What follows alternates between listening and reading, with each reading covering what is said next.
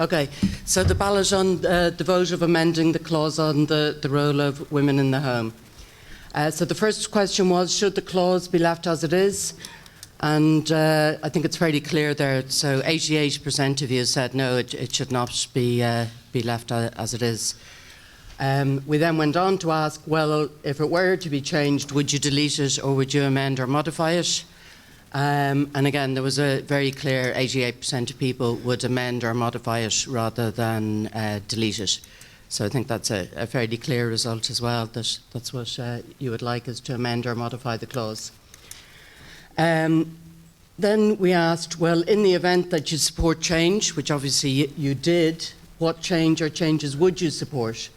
So would you make it gender neutral to include other carers in the home? And 98% of you said yes, that you would like to do that. So that's pretty resounding. And would you like to include carers beyond the home? And 62% of you said yes to that. So again, fairly clear outcomes there of the kind of direction that you would like to take it.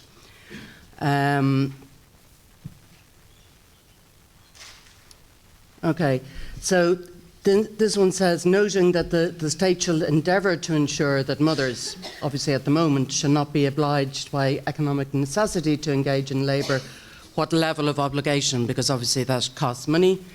So 20% of you would endeavour to support, 35% in the sort of the middle ground provide a reasonable amount of support, and 30% say shall support, and you see the smaller numbers in at the midpoints.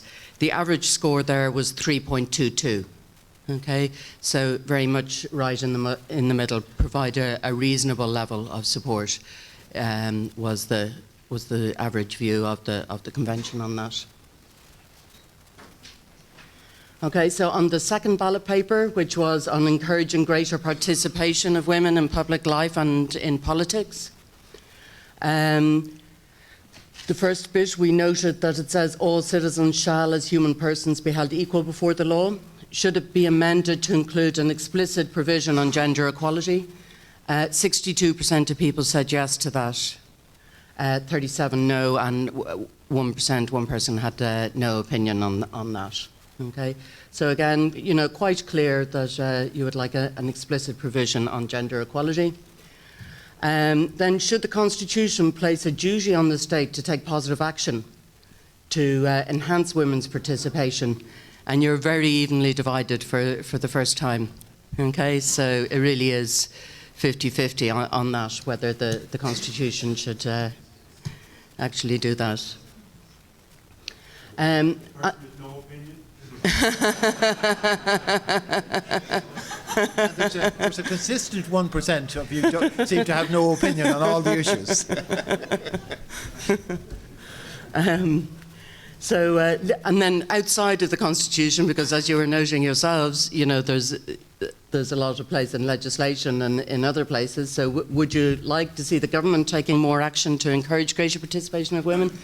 And that was a very resounding 97% of people said yes, they'd like to see the government taking more action. So that's a pretty clear result again. Should the text of the Constitution be amended to include gender inclusive language?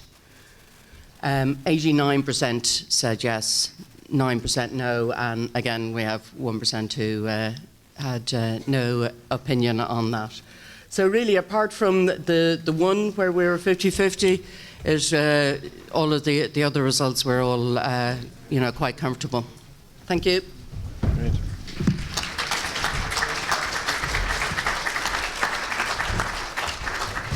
Thank you very much, Jane. I mean, it is quite, there's no doubt that there is a level of decisiveness in these results that wasn't at all there the last time we met for the other two issues. So that in itself is a telling statement.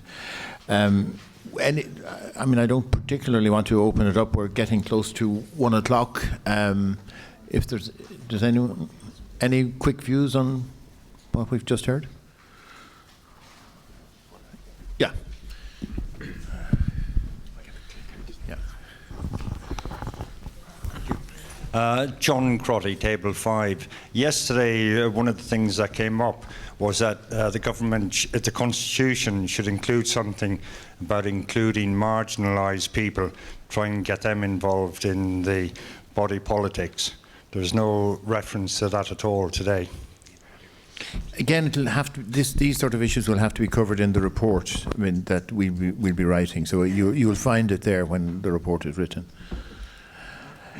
Okay, well, I think in that case it just remains for me to thank you all for the very active participation.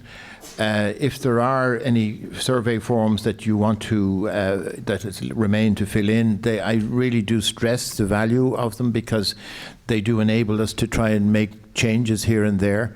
And if there are any other things that people want to say about the conduct of the weekend, any dimension of it, would you let Art, because sometimes people are more comfortable saying things than writing them down, you could perhaps mention them to Art. I do want to thank the academic team with David, led by David and Jane and the rest of the gang over there. Sorry? And the facilitators as well. I think they've played a really important role.